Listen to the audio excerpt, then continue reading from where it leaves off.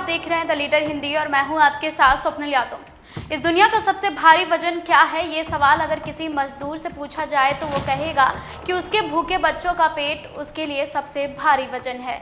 लेकिन अगर यही सवाल आप किसी पिता से पूछें जिसने अभी अभी अपने बच्चे को खोया हो, तो आपको बताएगा कि जब कंधे पर अपने जवान बच्चे की अर्थी उठानी पड़ती है तो वो वजन झेलने के लिए कंधे साथ नहीं देते। जब किसी पिता के सामने उसके बच्चे की लाश चिता पर सजी होती है तो वो उस लाश पर अंतिम फूल नहीं चढ़ाता बल्कि उस अंतिम श्रद्धांजलि देता है अपने अरमानों की, अपने सपनों की। वह श्रद्धांजलि देता है अपने जीवन के उन सारे सालों की गई मेहनत को, जिस वक्त उसने चलती धूप में अपने पांवों के छालों को नज़रअंदाज किया था ताकि उसका बच्चा आगे बढ़ सके। वह श्रद्धांजलि देता है उन हाथों को जो कल उसकी ढलती उम्र में उसके कंधों को आराम देते। बच्चे की चिता के साथ एक लाश ही नहीं जलती बल्कि जल जाती है माता पिता के सारे सपनों की दुनिया। वे सांसें जिन्होंने उन्हें नया जीवन दिया था, जब वे उखड़ती हैं तो माता पिता के अंदर कुछ नहीं बचता। कुछ ऐसी ही कहानी है इस वक्त आर्यन मिश्रा के माता पिता की भी। बच्चे को चिता पर लिटाकर जब आर्यन के पिता ने उसका अंतिम संस्कार किया होगा तो कोई सोच नहीं सकता कि उन पर क्या गुजरी होगी। एक पिता जिसने अपने बच्चे को पढ़ा लिखा कर काबिल इंसान बनाने का सपना देखा था कभी, आज वो ही पिता अपने खुद के हाथों से उसकी लाश को आग देकर आया है। उसने देखा है अपने खून को हवा में राख बनते हुए। हरियाणा का आर्यन मिश्रा कल तक 12वीं क्लास में पढ़ने वाला एक मामूली सा लड़का था, लेकिन आज वो मामूली नहीं रह गया।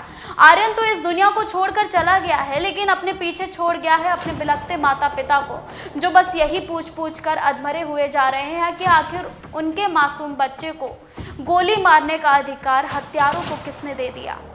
हरियाणा के फरीदाबाद में 12वीं के छात्र आर्यन मिश्रा की हत्या ने हर किसी को झकझोर कर रख दिया है।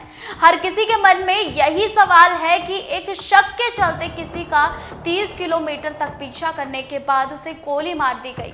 ये कैसी गौरक्षा थी।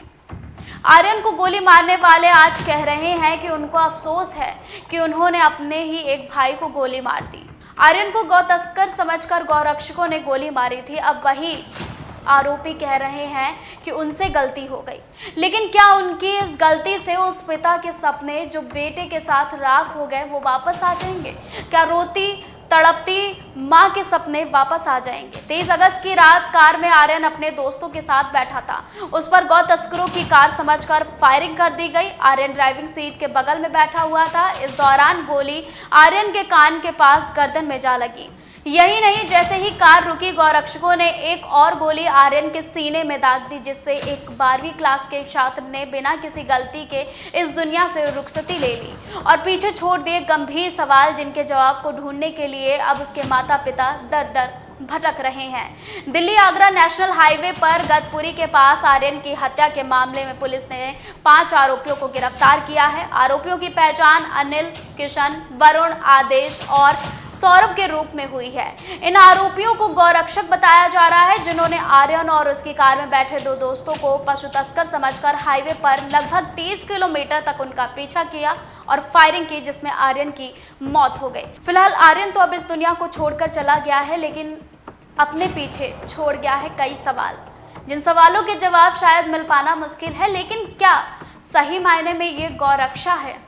जिस धर्म में हम सभी रहते हैं उस धर्म को हिंदू धर्म कहते हैं, और हिंदुस्तान में कई धर्म हैं, फिर वो चाहे हिंदू धर्म हो, मुस्लिम हो, सिख, ईसाई, हम सभी मिलकर रहते हैं। लेकिन धर्म की आड़ में गौ तस्कर समझकर या गौ रक्षा करने वाले उन हिंदू साथी जिन्होंने ये सोचा था कि ये गौ तस्कर हैं, तभी आर्यन मिश्रा पर गोली चलाई, क्या ये सही था? फिलहाल आप अपनी राय हमें कमेंट बॉक्स में ज़रूर बताइएगा। तो वक्त हो गया है आपसे इजाज़त लेने का। मिलते हैं नई अपडेट्स के साथ, तब तक के लिए हमें दीजिए इजाज़त और आप देखते रहें द लीडर हिंदी।